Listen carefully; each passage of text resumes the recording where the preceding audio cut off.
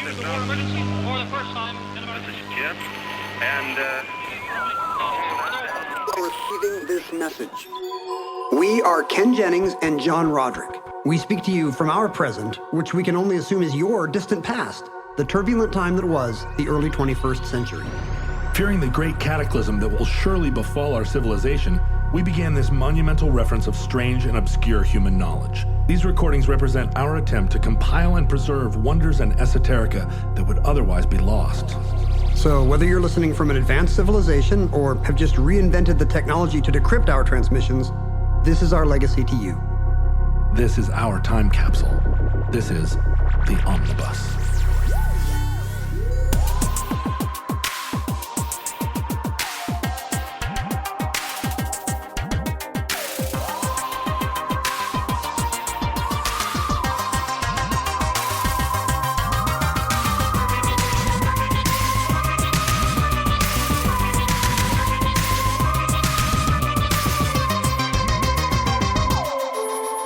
You have accessed entry 1285.PR2413, certificate number 44411, telling the bees.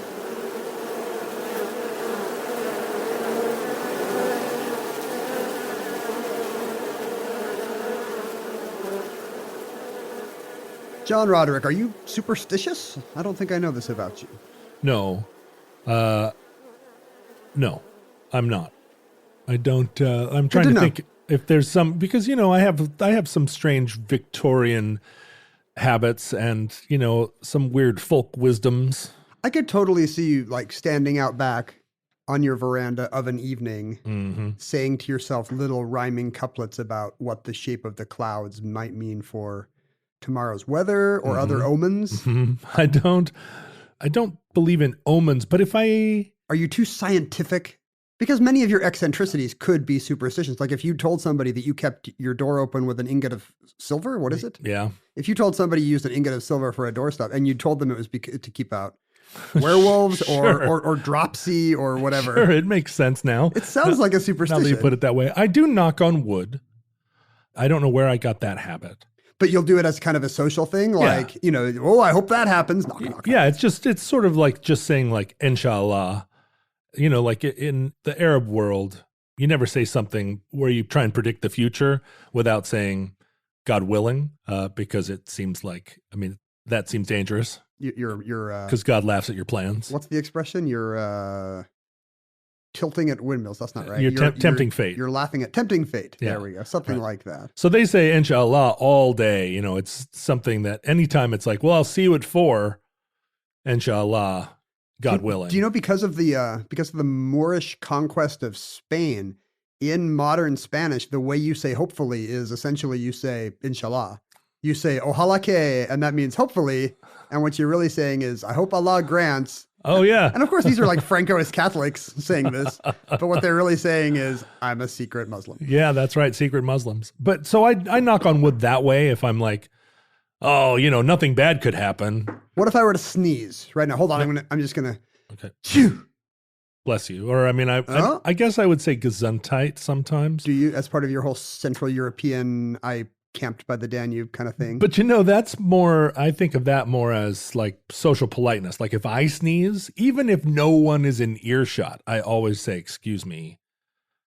Just because Are you mad that no one said bless you? No one ever does. Really? the rare time somebody says Gesundheit or bless you, typically like black ladies will always say bless you if I sneeze. It seems like. Does anyone typically still say God bless you, or are we too secular in age? I don't think anybody says God bless you. I think it's implied. It's like Xmas in the bless.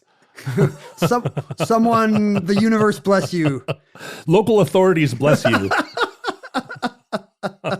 Or you could do the whole God, and I hope she blesses you. Yeah. Did I just blow your mind? She bless you. That's how the The Spanish will say it in 1,000 years. She bless you. Are they all Wiccans now? Well, we'll all be Wiccans. Sure, we'll all be Wiccans. That's an album title. Are you suspicious? Or, I'm sorry, superstitious? I know you're suspicious. Suspicious of what? Of black ladies? No. No. What an awful thing to say. Of me, every time you come in the house, you look around, you're like, what's going what on? New rat trap is going to spring on me now? What new ingot? I did have to navigate an obstacle course made of old jeans to get to my podcasting chair. Let me ask you this. Do your jeans wear out or do they blow out? You need to explain the difference, I think. Well, like wear out, I guess they would just become too wrinkled Oh, I see. or Blowout tattered. is a single place where there's a blowout, hole. like like the knees blow out or some other part of the jean always rips or tears before. It used to be knee. Yeah, I've never had a pair of jeans wear out. It used to be knees, and lately I think it's inseam, which probably means I'm getting fatter. Inseam? Yeah, well, like my thighs are going Uh-huh. when I walk, and so that goes first. Well, you will notice the reason you stepped over that giant pile of jeans is that every one of them, and there are a dozen there, every one of them has a blowout in the same location. The butt. In the butt. They always blow out. Well, that's kind of what I'm talking about, right there where a pair of jeans might go.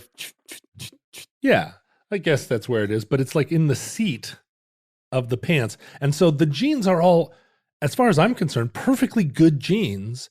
It's just they all have a big, they're worn out in the seat. I like how you're looking for the bright side of your jeans. Well, they're all great. They're great. But they just need to work on one little thing. I can't. This The thing giant is, hole in the butt. I can't bring myself to throw them away because if you looked at them, you'd be like, these jeans are ready to go.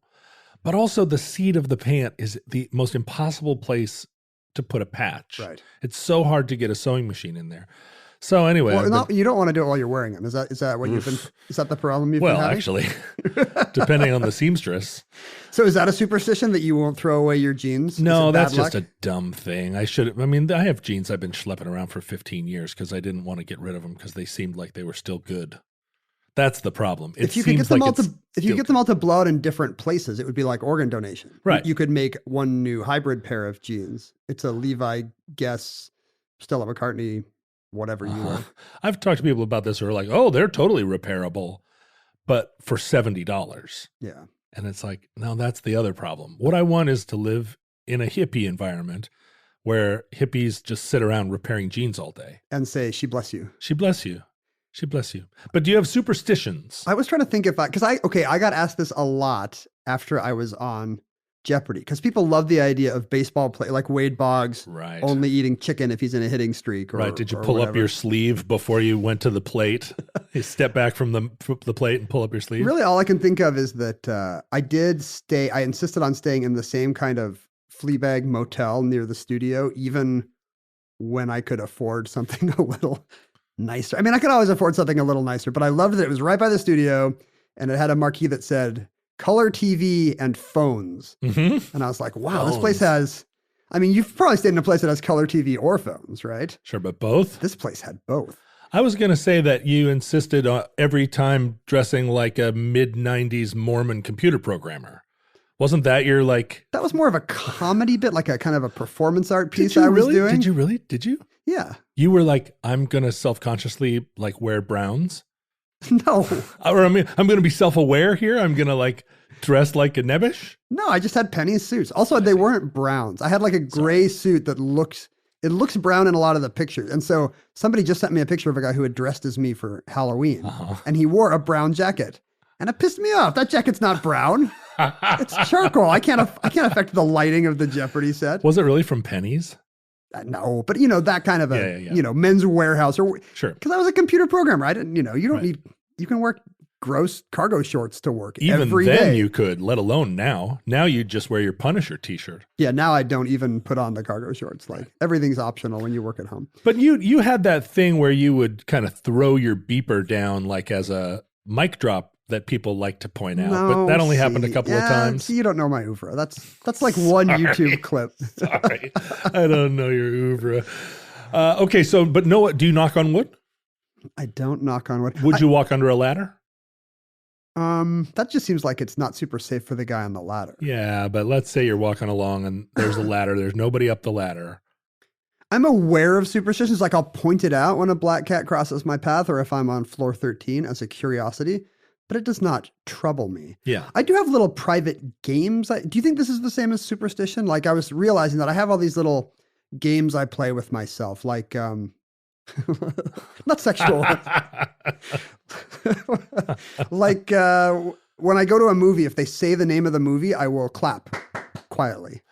In the movie. If somebody in the movie says, and it doesn't happen much in Birdman or The Unexpected Virtue of Ignorance. That famous scene where they're like, "You're just one of those reservoir dogs," and you're like, "Yay!" I love it when it's the last line of the movie. I guess we were all just a bunch of reservoir dogs. Yay! So you quietly clap. Oh, okay. But if you go to Hamlet or something, you're going to be. You're going to be. Oh, you don't have to do it every time if they say that. No, you do. You do it have every to do time. it every time. You Whoa, do. And it's not that if you don't do it, something bad will happen. But that's just the rules of the game. Or if I'm in a car or I'm looking out the window of a train or a car and something's going by like a row of trees or poles or even stripes on the highway, I will find myself kind of tapping my thumb in the rhythm of when each tree crosses the pillar of the car or train window. But those things feel, because I do a lot of those things, but those feel like sort of like not obsessive compulsive. Yeah, behavior. not OCD, but like borderline OCD. Like right. if I'm just walking along, I don't have to perform any rituals. But if I start to walk on every brick, yeah, I have to then complete the task. Well, you don't want to break your mother's back. She's very nice and vigorous. But like if I'm walking along and I touch every phone pole, yeah. If I do 3 of them, I have to do 30 of them because I'm not going to leave that job undone. But that's maybe how superstitions start, back in a pre-scientific era. People would realize, the Jeopardy stuff I just did because I thought having a good routine would be smart. It's like Ichiro doing that weird stretching thing before he swings. Yeah, that's what I was referring to. Right. But like, let's say you're living 20,000 years ago and the one day that you have a little thing where you rub your thumb on your axe handle and the one day you don't do it, Grandpa gets eaten by a Smilodon. Right. You'd remember that. Yes. Probably. Grandpa wouldn't. And maybe that's how superstitions start. People, one of the things, do you remember a few years ago on the internet where everything was an ad hominem attack? Do you remember that? Like somehow the term ad hominem got so widespread, people would just say ad hom in the reply. Right. And you'd be like, I just got owned by ad hom guy. And now I feel like correlation does not equal causation is the ad hom of 2018. I feel like I see straw man more. Straw man. Straw man's in there a lot. The greatest trick the devil ever pulled was teaching 3 logical fallacies to 100 million nerds. I think the greatest trick was creating the phrase begs the question. That was the greatest trick that the devil ever pulled. Since it clearly means raises the question, but actually doesn't. I think also the word irony being like, I don't know, the word irony has never made sense to English speakers as far as I can tell, because it gets used 100 ways, almost never referring to actual There's a irony. lengthy chapter of my book. I commend it to you, John. Oh. I commend Planet Funny chapter 6 to your reading. The word irony. It traces the history of the word irony. I will go read it this afternoon. Let's take a break right now. I'll read my autographed copy. That's just right in the other room. Oh, wait a minute. I don't have an autographed copy. You sent me your galley. You sent me your dumb galley a couple of times, but where's my autographed first edition? They should have sent you a finished copy. Yeah, they sent me, but it's not like endorsed to me. It doesn't say, John, I couldn't have done this without you. Thank you for all your help and support in my life. Well, that's when you have to come to the author humbly and say, hey, Ken, thank you for sending me this directly from your publisher. It still smells like fresh ink and cardstock, but would you do me the privilege of a brief tribute on this blank page at the beginning? See, I don't understand the superstitions of the publishing world. Yeah, what's the difference between superstition and etiquette? A lot of things that we say are etiquette are really just some etiquette has clear utilitarian value. Giving up your seat on a crowded subway to an elderly person or a pregnant woman is not like, boy, who's the first weirdo that did that? Well, and wouldn't it be great if that action was actually connected to a feeling of bad luck if you didn't. Yeah, exactly. If you don't get up, the soul of the fetus will whisk into your body and make you say awkward things to the opposite sex unless you give up your seat. We should start connecting etiquette things to superstition just because there's so little etiquette in the world anymore. Why do you use the left fork for salad? Well, actually, that's because in some cultures, if your right hand touched salad, your lettuce crops would all die for a generation. That's right. If you wear cargo pants to a wedding, you will make the fields fallow for a decade. What if that one actually did have some real story like, no, cargo pants is what you want to a wedding. Think of all the things you could hold in all those pockets. Sure, all the cake you could take home to your spouse that has agoraphobia and didn't join you. I'm thinking of some case where the couple needed some Leatherman or something and nobody had one, and the one guy in cargo pants is like, well, the thing is, if you need a Leatherman, you're going to be wearing a utility belt. You don't put your Leatherman in your cargo shorts. To a wedding. No. And it should be Batman's utility belt. So you have like a little sleepy gas, all kinds of gas canisters, basically, is what you want. Well, your bat rope. Does Batman have a bat compass? Well, I'm not familiar with him ever being like, let's see, the Riddler says he's at the old abandoned amusement park in North Gotham, but which way is north? I bet it's embedded in his helmet. It's a heads-up display. He's like you. He doesn't get lost. Batman always knows which way is north because he's Batman. He got taught in a monastery somewhere. Right. I do not get lost. There's one particular superstition that I have always been very interested in. In 1858, there's a poet, American poet named John Greenleaf Whittier, who, Quaker guy, as a result, prominent abolitionist of his era, not read much today, but he's the kind of poet that if you were an American school child in 1890 or 1930 or 1950, you would be sick of. Right. Because he was just assigned, and you would have to know about, he was the guy that wrote about the barefoot boy with cheek of tan. I don't know, do you know about the barefoot boy with cheek of tan? Is he talking about his butt cheek? Yeah, he's got tan butt cheeks. He's European, and he goes to nude beaches. He does not have a tan line. I don't, but he is precisely what people in the 90s referred to as the white male canon that needed to be supplanted by a more diverse. And he's a pretty good argument books. for it, right? Because it's like people teaching the same crap for just because someone else taught it. Like, I guess these kids have to read Silas Marner and The Boy Stood on the Burning Deck. Right. We only have 40 books, so here you go, Billy Budd again. So it's very easy to be cynical when my daughter brings home the 6 books they're reading, and they're all, different kinds of immigrant experience, which is what my kids are reading this year. But really, when you're seeing, it replaced the Quaker poet John Greenleaf Whittier, you're okay with it. He also wrote... Just to interject, I did not mean a minute ago to imply that Melville did not belong in the canon, just that Billy Budd is not his best work. I see. Right. I'm not anti-Melville. I'm just not pro-Billy Budd. You got fan mail for mentioning Bartleby the Scrivener on this program, so you want to tread lightly with the Melvillians, the Melvillage people, whatever they're called. The thing is, I'm one of them. I just, there are some books that are better than others.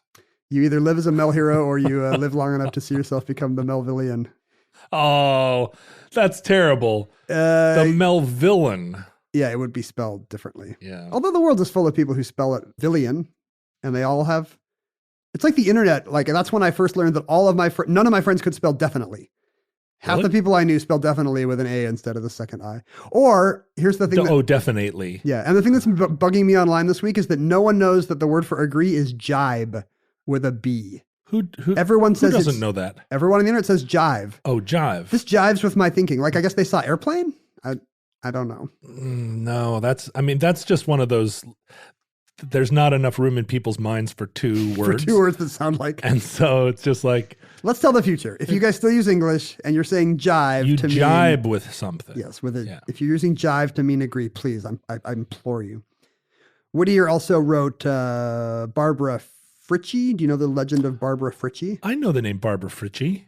She work with your mom? She's a friend of your mom's? No, I feel like Barbara Fritchie might have been one of those like very literary drag queen names.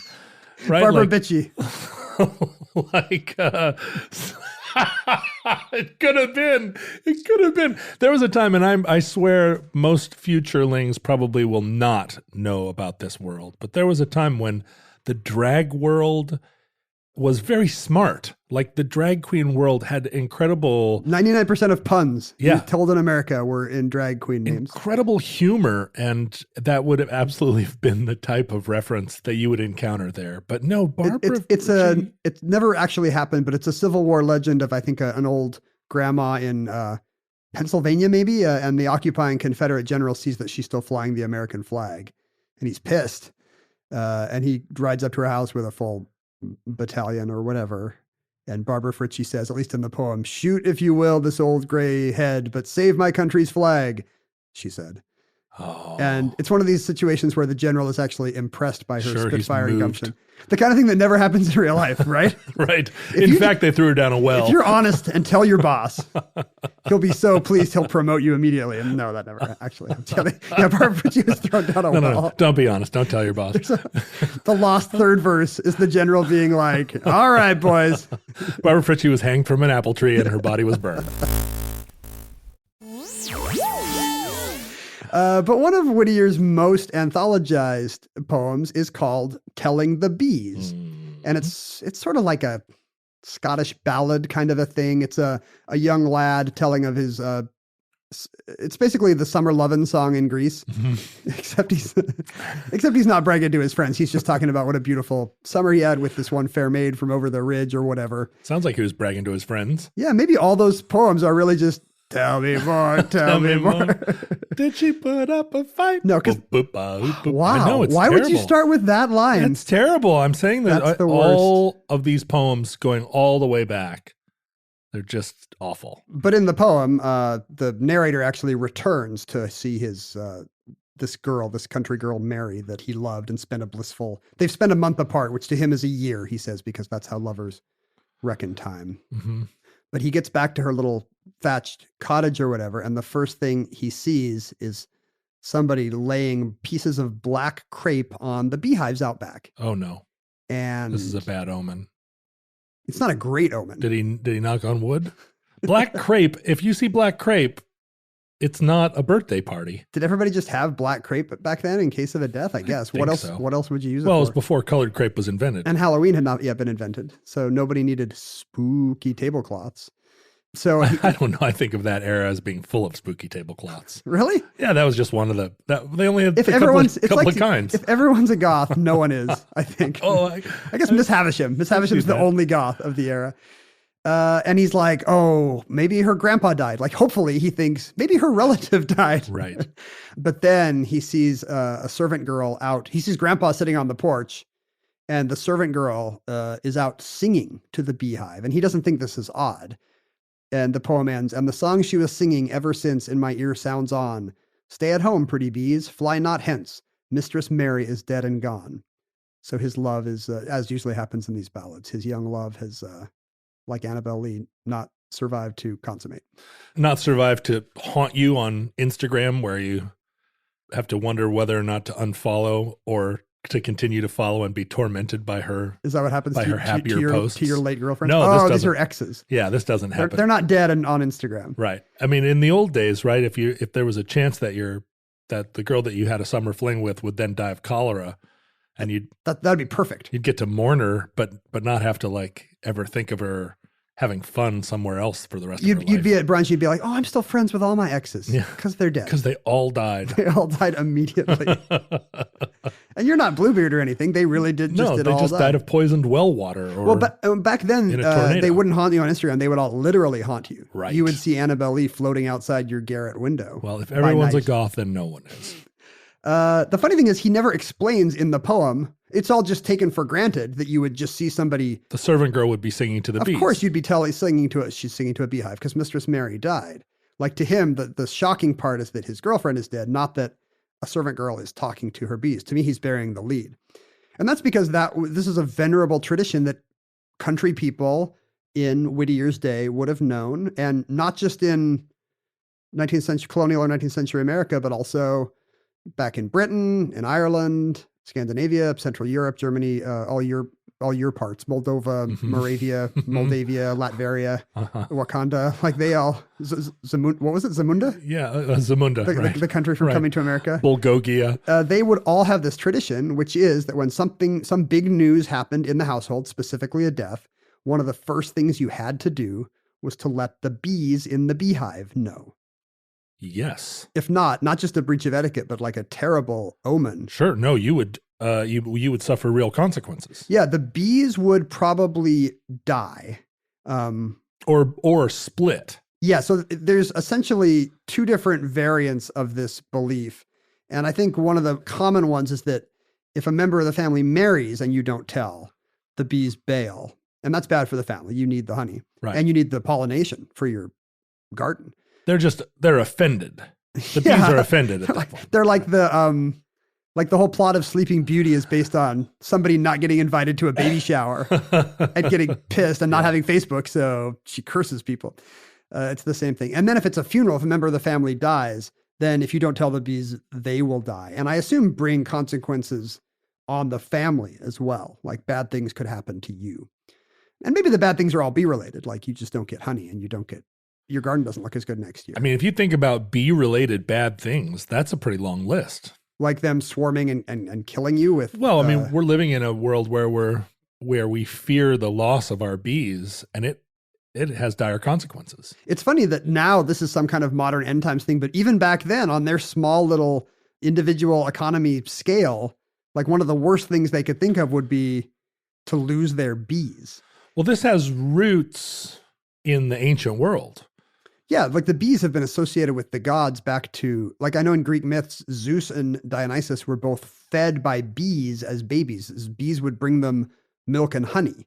And so that begins, or at least continues, a tradition of bees being some kind of divine messengers. In medieval England, they were called the birds of God, which is proof that medieval people were very religious and very bad at zoology. They did not know how to tell birds from bees. They did not know about the birds and the bees. That's one of the first things they teach us. Right. But like priestesses in the ancient world were called bees. Like the name Melissa means bee. It's Greek for bee. Yeah. And I always just assumed, because bees are so important economically. And that's true. Europe did not have sugar until essentially the Crusades brought knowledge of, the Greeks and Romans had enough trade with, say, Egypt to know, hey, there are these plants that have compacted honey in them. But in general, knowledge of sugar was lost in Europe until very late. And even well into the time when people knew that the Middle Eastern and people in India and Arabia had sugar, honey was still the most common sweetener because that was all they had. Because all they had were natural food co-ops. Right. They didn't eat refined sugar. They had homeopathic sugar, which is called honey. It was bad for you. That's why you need vaccines. But the bees are also connected with people in strong ways. There's this idea that, today we maybe have this idea with dogs and cats. But back then, the idea was that bees were closely connected with the souls of people. And I'm not sure why. Like Plato wrote, for example, that he believed in the transmigration of souls and different kinds of people could be reincarnated as different kinds of animals. And this probably comes from seeing human traits in animals, seeing like a donkey being stubborn and being like, oh, that was a stubborn old guy who came back as a donkey. But his view was that people who were kind of sober-minded, quiet, just normal good folks, philosophical in a normal way, but not schooled, would come back as bees or ants, which have a society, a complicated society. But sure. I was just teaching my daughter the parable of the ant and the grasshopper the other day. About how the ants are good and the grasshopper's lazy. I think that's the message of the parable of the ant and grasshopper. Were you teaching it backwards because you're a musician? As I was telling her the story, I was like, look, the grasshopper. There's this cool-ass grasshopper. The grasshopper's got a lot of things on his mind. He's chilling a lot, And these ants are just a huge bummer for him. I'm not anti-grasshopper. I'm not necessarily pro-ant. I always take a middle view. I like that you teach the controversy in all of Aesop's fables. There's this cool hare who likes to show off because he's awesome. And this kind of boring turtle that's just plodding away at his daily routine. I remember it was an event that really stuck out in my young life. I was in Morocco and was kind of had formed an association with this kind of group of young guys. And we were sort of terrassing around You were not tearing ass. You were assing. We were tear assing. Your jeans are tearing ass. My jeans. I tear the ass of my jeans, and I tear ass. The legs inside the jeans are tear assing. Got it. In a town, but we were in Fez, and they were Fezians. Is that right? But I'd become a kind of They're not pheasants? No. A pheasant of Moroccans. They were, they weren't a member of the pheasant class. Fezziwigs. They were a member of the mercantile class. Gotcha. Did you say Fezzywinks? Anyway, so one night we were all kind of crouched in an alley telling stories. And one of the guys started to imitate his friends by portraying them as animals. And his point was that in every group of 6 people, one of them's a rooster, one of them is a pig, one of them is a donkey. I'm taking notes. One of them is a dog, one of them is a cat. And he went around this group, and you were just like, oh my God, he is the rooster in this group. And the kid, that he was pointing to and like imitating, like, the kid was like smiling and acknowledging. No, it's true. He's got like, me. I'm the rooster. It's true. And and the pig was like, yeah, I'm the pig. And the scales fell from my eyes. And from that point on, anytime I'm in a gathering, a group of friends, I cannot help but look at them and say like, oh, look, there he is. He's the fox of the group, and he's the domestic dog or whatever. It's a truism. And I think it's something rooted in the ancient world. And I think it's something. You don't think this is just a case of people liking to impose a classification system? The same reason astrology, for example, becomes a popular superstition. Oh, maybe, but it's because confirmation bias. There's an internet thing. Confirmation bias. But we are already imposing qualities on the animals, right? Like industriousness on an ant or pride on a rooster.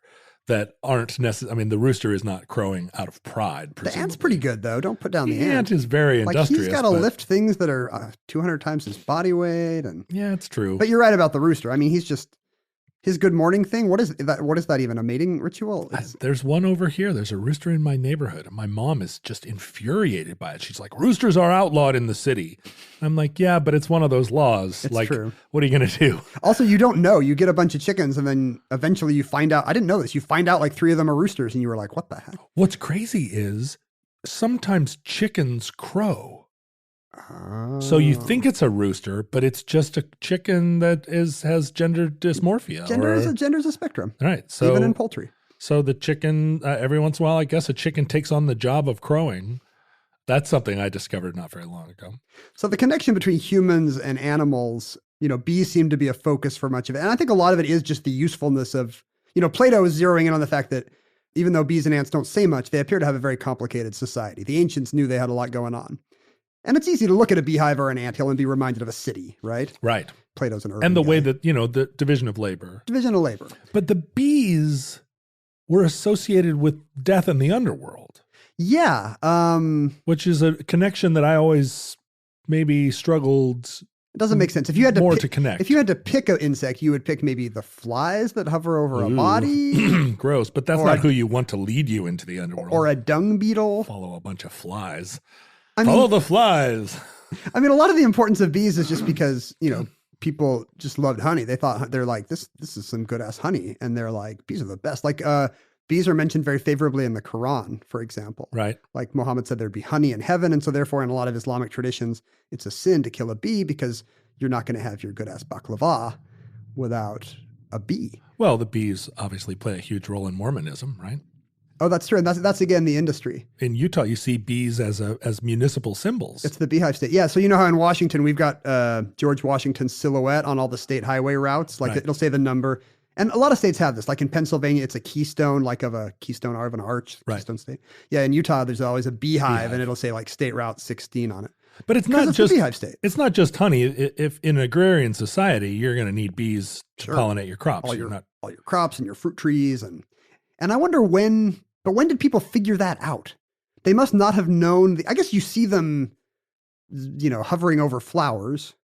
But yeah, I don't know. I mean, beekeepers kept bees early on. That domesticating bees was an early invention. But what their connection to because I think bees what do you think about death? Like, where does that even Bees are part of the foundation myth of a lot of cultures. Like in Africa, I think you'll find that the bee appears in the pantheon of early gods as some, like God will transform himself or herself into a bee in order to lead the Adam character to his bride, or, Right. There are many, many traditions in Turkey and across the globe where a bee figures into the original story somehow. I wonder if it's because they can sting you. Like, God does not lots of nice, sweet things for you, but he can be dangerous. No? But the bee always seems, in the foundation myths that I've read, always seems pretty benign, pretty friendly. The stinger is not part of the story. Well, also, the Mayans have a bee god called Amusen-Cab, who's often drawn upside down and angry. Not really sure why he would be. Maybe they were confusing birds and bats, just like the British didn't know the difference between birds and bees. The bee turns up as an emblem in like Navy fighter plane culture. Sure, but isn't that all about the stinger? It's the stinger. Right. It seems like those always have like they're sticking their butt out at you and look out. But they're upside down, aren't they? Aren't they flying in with their stinger out upside down? That's what happens in cartoons for sure. Yeah. Have you ever been stung by a bee? Yes. I was stung a couple of months ago. I was running around Green Lake and I brushed this grass and I looked down and I still don't know if it was a bee or a wasp, but it's still sticking out of me. It has not been able to disengage the stinger. So I flicked it away with my finger. Did the stinger stay in you? It really hurt. No, I flicked it away and the stinger went out and I was like, oh good, this won't be bad. And I finished my run. Green Lake is like 3 miles. And by the time I get back, like it's all swollen up and like starting to swell down blood vessel. And whatever he injected, he got enough in there. We have so many different kinds of wasps out here. I mean, not that many, but I think a lot of the time when you look at something and go, it's a bee, it's really a wasp. And this was late in the season. And I think it might be a wasp. Yeah. And wasps can survive. They can sting you and then just keep stinging you because they suck. I got a wasp inside my motorcycle helmet. I don't understand why I'm so phlegmy today. I mean, I generally am, but there's probably some superstitious thing you didn't do. You need to rub a brass doorknob 3 times in the eve, or fortunately, there's a brass doorknob right over there. Phlegm will arrive, I do believe. A wasp got inside my motorcycle helmet while I was speeding down the highway. It came up underneath, and it was a full face helmet, so it just sat and stung my face 14 times before I was able to, because I slammed on the brakes and skidded off the road into the dirt. 9 out of 10 people in that situation die. Yeah. And I, threw the bike down and I'm just like wrestling, trying to get my helmet off. And this wasp is just like, just stuck in there. It was awful. You should have seen me. Like for a week, my face I looked like I had really gotten into it with a wasp. You went from the rooster of the group to the pig of the group. I did. I had to just lay on a bed in a youth hostel and hope that no one asked me to do any chores. The reason why I mentioned the Mayan bees is because it actually goes against my argument that the sting must have something to do with it, because a lot of Latin American, Mexican, and South American bees are stingless, which I did not know. I mean, they have other defense mechanisms, like some of them can still bite. If you attack the hide, they'll go into your hair. Ugh. They'll fly into your ears and nose. Some of them can secrete acid, I think. Fly into your ears and nose? I know, right? So this is worse than stinging, but they don't sting. And others are just very friendly and are good pets. Like a lot of Brazilians keep stingless bees as pets, and they'll even have a nice, like on the 12th floor balcony of their Rio apartment, they'll have a beehive because... Do they make honey? Stingless bees. They do make delicious honey. Stingless bees. So why are we still... The problem is, I know why we don't just use stingless bees. These Africanized wild bees that have come into Central and South America actually produce much more honey. Oh. And so a lot of the native, not just the Mayan peoples, but a lot of the native bees are getting replaced. Out competed, or humans are actively repeating? Both. Humans. First of all, humans are like, wait, I can get 3 times as much honey from these angry, stingy ones. Oh. And also they just take over the ecosystem from the friendly bees, though. Now I'm wistful. Yeah, we should get some stingless bees up in here. Yeah. The interesting thing about the Mayans is, according to the Madrid Codex, they had the tradition of telling the bees. So whatever this tradition is, it somehow spanned the Atlantic. No, really? Yeah. So it's exactly the same. as the tradition in Europe. If there's a death, you need to go out to the beehives and let them know. And there's additional traditions related to death. Like if you go to a cemetery, you need to wait 3 weeks before you return to your beehive.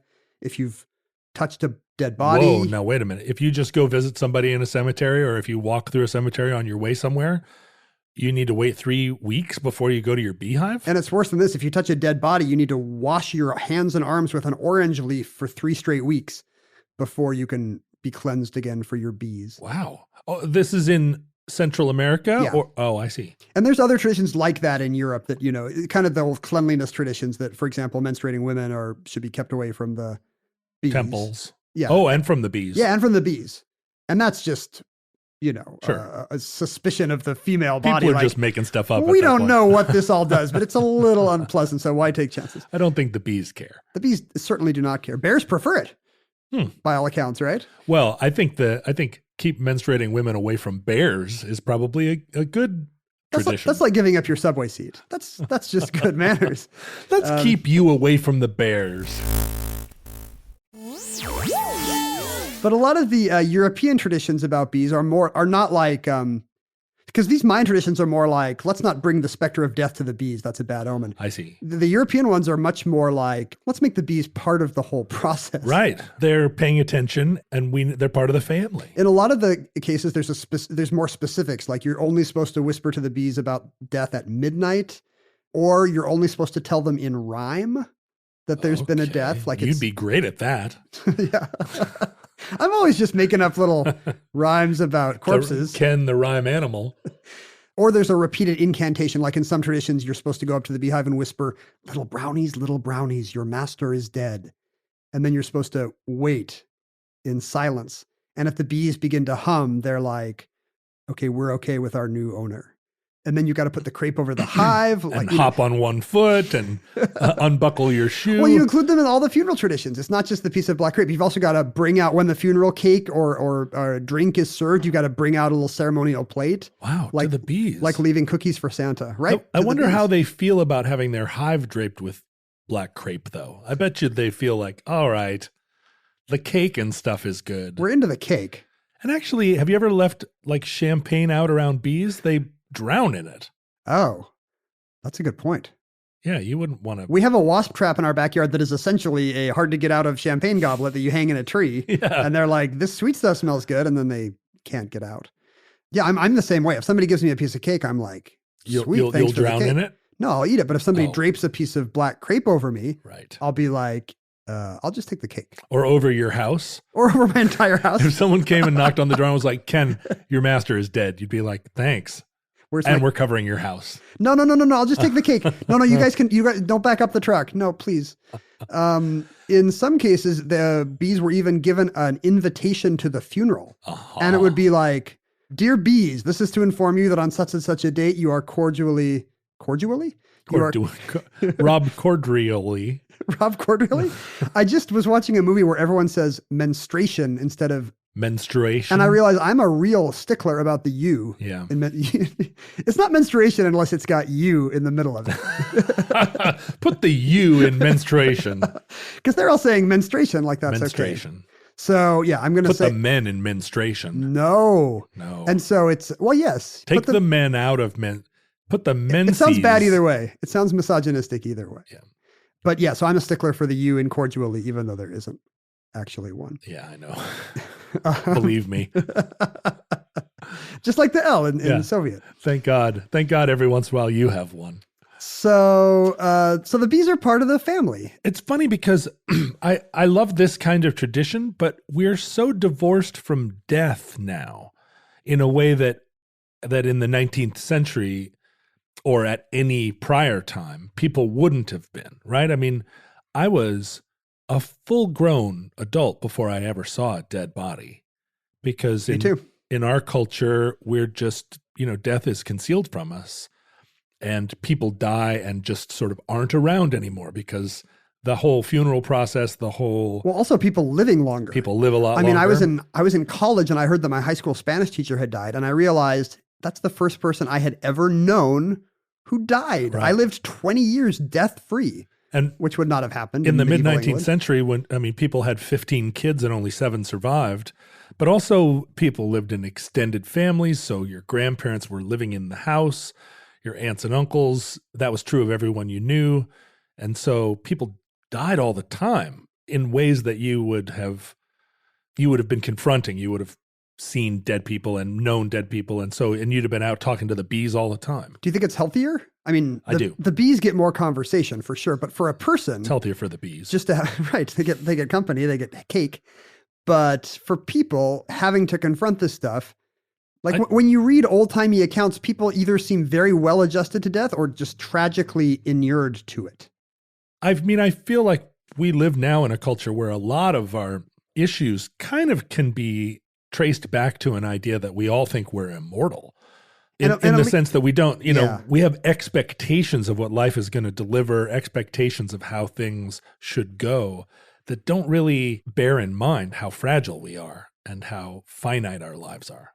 And that would not have been the case. And it leads to kind of these problems near death where maybe, we're famously a culture that has a hard time just letting go and saying, no, this aggressive treatment is actually worse than a peaceful end. Right. Whereas maybe if we had come up with death and we're more comfortable with the idea.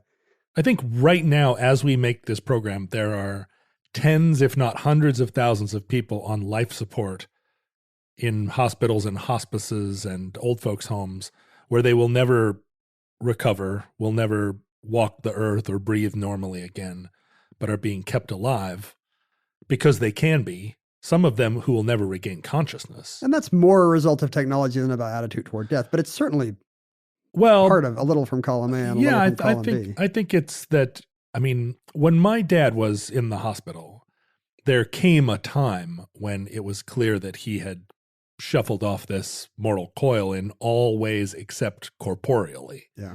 And I had long conversations with the doctors in the intensive care. And they were extremely reticent to make any kind of definitive statement about whether or not he had a chance of recovery. I had to say over and over again, like, tell me, is there really any chance that he will ever wake up? And they just hemmed and hawed. They equivocated. And after the fact, when I finally said, like, I now feel confident that he's gone. And so let's not continue with this process. Let's go tell the bees. Let's not keep him hooked to machines. Because the doctor at one point said, we could keep him alive for a year in this state. He was 87 and he had had multiple strokes. And, they would only be keeping him alive. And so after the fact, I sat and talked with them and they said, so many people have signed these living wills. So many people come into this situation feeling very confident that they're modern people who understand death and are ready to make the hard decision. Did your dad have a living will, can I ask? He did, but he put it in a file cabinet and didn't tell anybody about it. So I found his living will months after he passed away as I was going through his things. Huh. And it said, don't revive me, don't use any extraordinary methods to keep me alive. Don't intubate me even. But he never told anybody he'd done it. It was just in a stack of mail. It's not just tell the bees, but like tell your next of kin. Also tell your son. Yeah. But because I was in that situation, empowered to make those life and death decisions as his next of kin, I said, there is, like, he has sepsis of the blood now, right? There was a long period where there just wasn't enough oxygen. Yeah. But the doctor said, you would be overwhelmed to learn how many people in that situation cannot say it's over and keep their loved one alive by these methods because they cannot, in the crucial moment, embrace death. And that could be related to a culture of avoiding. Somehow. I mean, I honestly, as my dad got older, he never thought he was going to die. Even when he was in the hospital, he was like, you could still see it in his eyes. He thought he would live forever.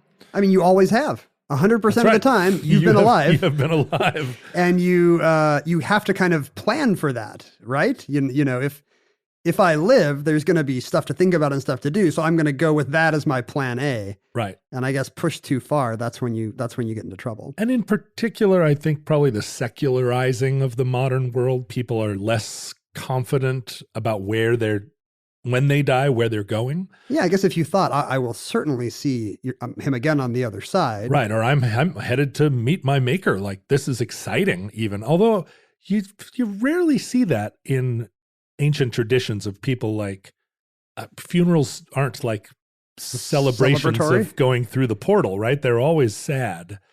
People kind of, they go, I'm off to meet my maker, but it's rare, I guess, unless you're martyring yourself. It's rare that you do it with like your best shoes on. That does seem much more of a modern secular thing. A celebration of life will be held in the Unitarian Church on 7. Yeah, the minister will be breaking out his acoustic guitar. But I would have loved to have told the bees. And it's not just that we don't have bees around. It's that was, my dad's death was the only real death I've ever confronted. And that concludes Telling the Bees. Entry 1285.PR2413. Certificate number 44411 in the omnibus. Futurelings, in the unlikely event that social media still exists in your era. In your hives. And it isn't just social media where you tap your abdomen rhythmically. Do a waggle dance to like, and do a different waggle dance to share. To like and poke your friends. It's a literal poke. Oh. You may enjoy the social media of our era, which also had stingers.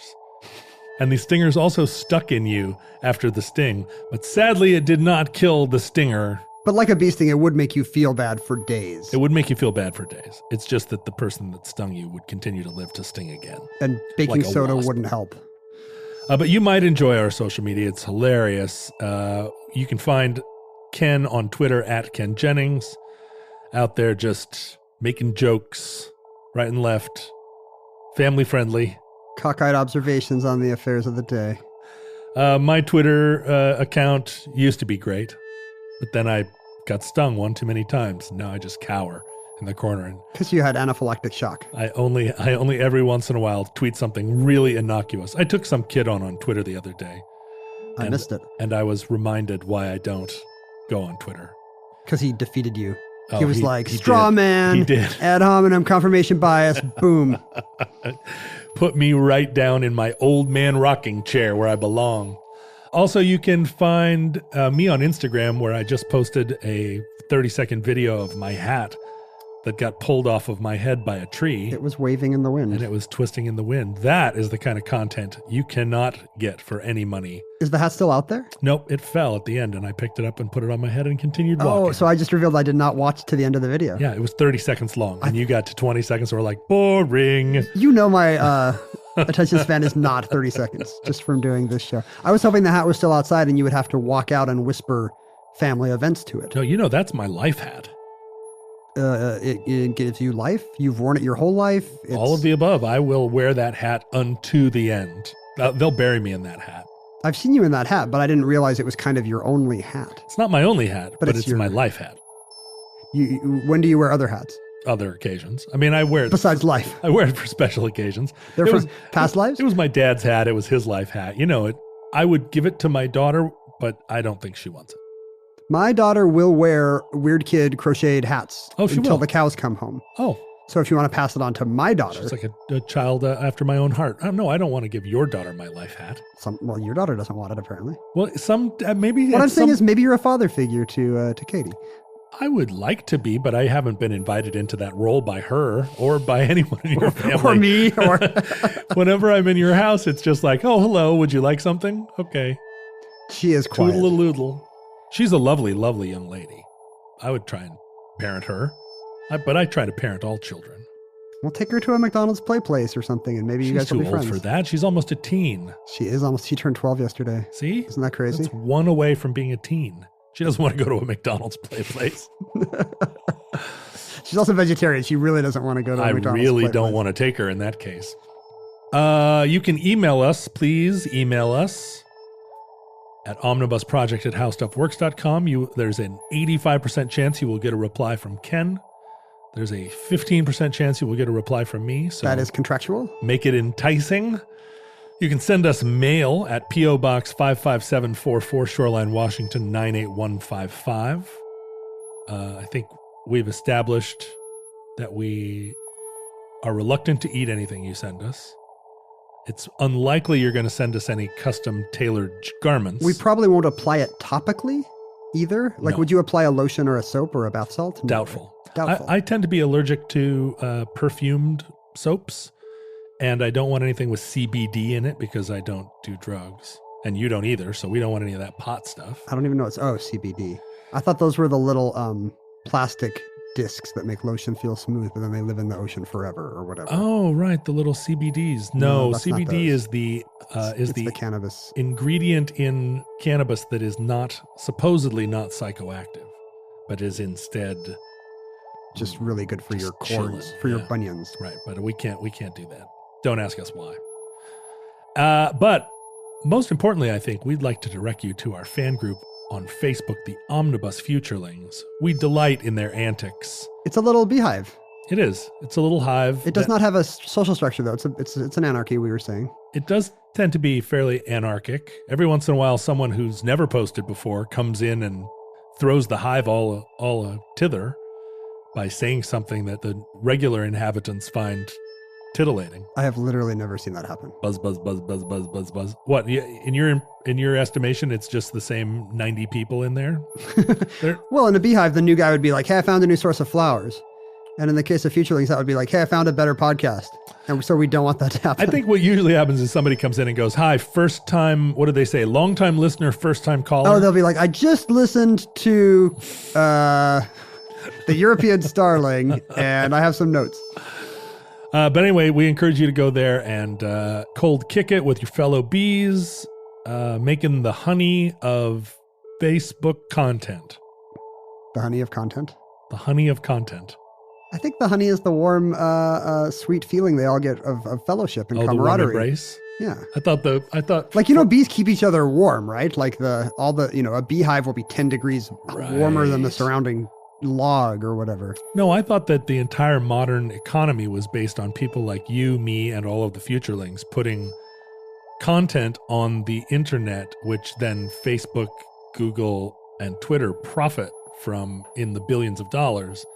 And They take the nectar of our life experience and beautifully turned sentences, and they swish them in their mouths like a bee does, and excrete the honey of higher stock price. We are the bees. They are the ones harvesting our honey. Oh, they're the beekeepers. But we're the dumb bees that don't know where our honey keeps going. We're like, we just keep We just keep making honey. We just make this honey, and then every once in a while Some giant with a mask and a smoke gun. calms us down briefly. And it's takes our content. It's Zuckerberg or Jack Dorsey or whatever. He gets in there with his smoke gun into the hive. Right. Unfortunately, those guys are. And you can try to sting him. You Also can be like, dumb. hey, at Twitter, the Nazis printed my address. And They're they'll like- just be like, more honey. Yeah. Our content policy does not indicate that was a bad post. Keep making honey and keep it down. I've met some of those guys, and they are not smarter than the average bee. They're just normals. They're just scared normals like everybody else. Are they smarter than like a smart bee, like the Honey Nut Cheerios bee? No, they're not. They are the average bee. They think they're smarter than the average bee. Smarter than the average bee. But they're just drones. Think it's their honey. Yeah, they're just normals. I mean, the number of people I've met in my life who are truly, truly exceptionally smart, Besides me. besides you, I mean, there just haven't been that many. And they definitely are not like Silicon Valley people. They're not they're not tech executives. No, they're not. They didn't. Those are not the ones who have blinded me with their wit. Or even their ability to navigate like a simple Or even science, yeah. room, like There should be a song about tech startups called They Did Not Blind Me with Science. Listeners, from our vantage point in your distant past, we have no idea how long our little hive is going to survive. We hope and pray that the catastrophe we fear may never come, that the black crepe will never be draped on our planet. But if the worst comes soon, this recording, like all our recordings, may be our final word. But if the bee god allows, what was the name of the Mayan bee god? If Amusen Kab, the upside down Mayan bee god, allows, we hope to be back with you soon for another entry in the Omnibus.